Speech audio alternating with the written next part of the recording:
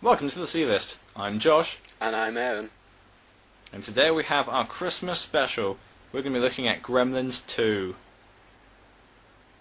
Directed in 1990 by Joe Dante. Was that 10 years after the original? No, not quite. I should know when the original was done, but I can't find my bit of paper that I wrote it on. Okay, never mind. It isn't actually set at Christmas, though. It's worth mentioning. Yeah, okay. It's not set at Christmas, but it's because our last Christmas special was Gremlins 1, so we figured, why not just do Gremlins 2? Yeah, it's the best. It's our own little Christmas tradition. What? It's the best way to do it. Yeah, it's like our little Christmas tradition that kind of runs out this year. Until they make the next one. Which they're Gremlins making. 3D. Yeah. But I guess let's get on with the review. Okay, you want to explain the plot? Plot essentially is we have Billy and Kate from the first film, and he's now working in a big company. Is the company actually called Clamp? It's called Clamp, and they're a TV broadcasting company. Yeah. As well as they're branching out to do building projects and such like, and Billy essentially is hired there to do design work, so the painting of the pictures that you see on the walls and stuff, and the basic design specs. Kate shows people around, and With her hilarious hat. yes, with her hilarious hat. Then you've got on the other side of the buildings and roads, you have Gizmo in Mr. Wan, is it? When? It's Mr. Wing. Mr. Wing's shop, back there after the first film, after he gets taken away from Billy because Billy was irresponsible and brought about the whole first film, essentially. Some people want the Mr. Wing's shop, and they end up knocking it down when Mr. Wing dies, and Gizmo escapes, then gets taken by a scientist and ends up in the Clamp building. And from there, hilarity ensues. Yeah, traditional Gremlins plotline, he then gets accidentally wet and spawns four other mogwai or three? I think it's 3 initially. It's Mohawk, Daffy, Lemmy and George. Okay. So that's 4. 4. Yeah, but they do grow a lot quicker than they did in the first film. Yeah, they do kind of get straight to it this time round. Which is fair enough, because they're all awesome. And they all do seem to have their own sort of characteristics, and you can tell them all apart, and they don't feel like puppets. Yeah, I mean, both with the mogwai and with the actual Gremlins themselves, there is a much greater, there's far more diversity between their designs, between their characters. You really can sort of name 10 to 20 different Gremlins that appear in the film.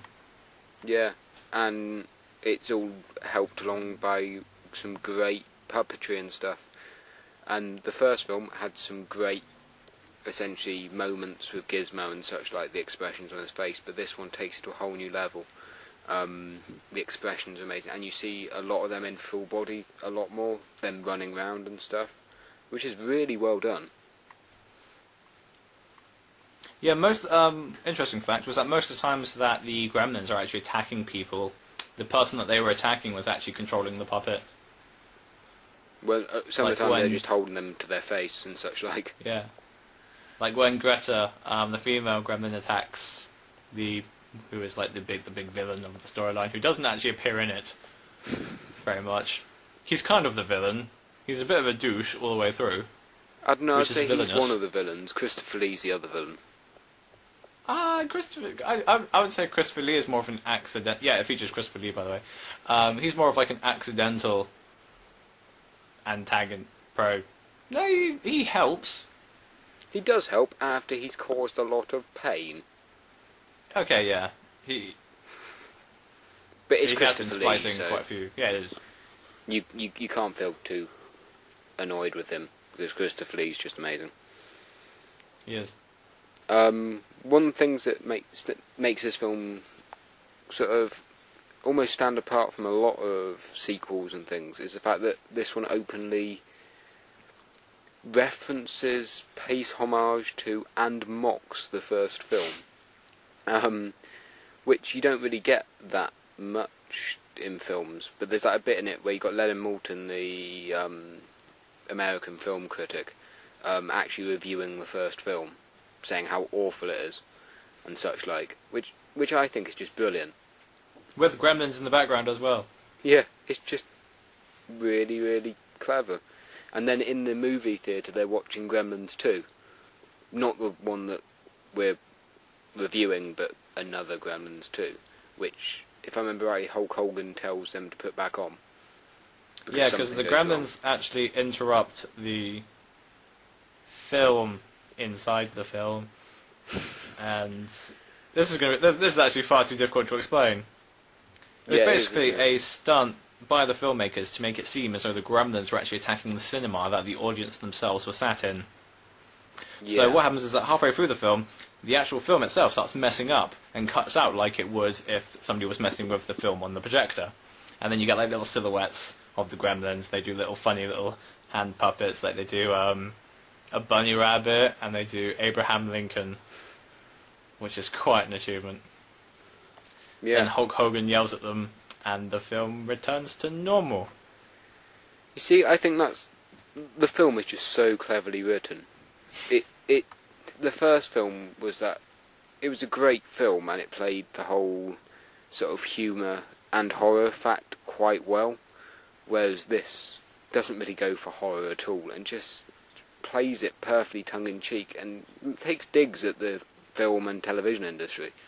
And by setting it in a big TV studio, essentially, there's so many options that they have available to them with the different shows and things.